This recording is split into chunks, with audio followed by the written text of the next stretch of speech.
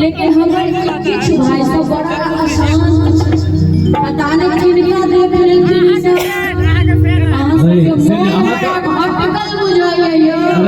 के फैन छथि की कहि रहल छथि जे हम पूनम जी के नेपाली गाना गाबैत सेहो सुनने छी आबै छै हां एगो ई से कहि रहल छथि कस्टमर से तै लागि हां ये नेपाली गाना से धीरे धीरे देख दियो बहुत धीरे शिजी कमाल सब दुनिया में शिजी कमाल सखिया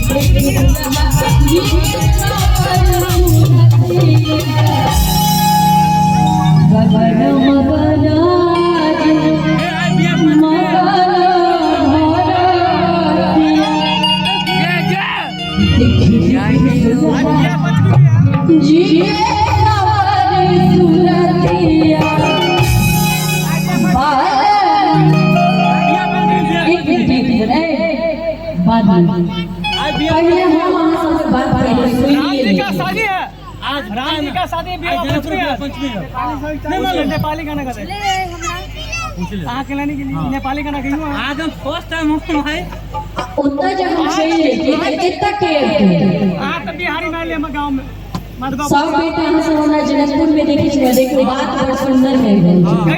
जे विवाह पंचमी रात में तो हम जनकपुर में रहै छियै त एतक किया छियै आ हमें एतो रहना जरूरी जरूरी है। ये तो विवाह पंचमी है। बिया पंचमी गाना है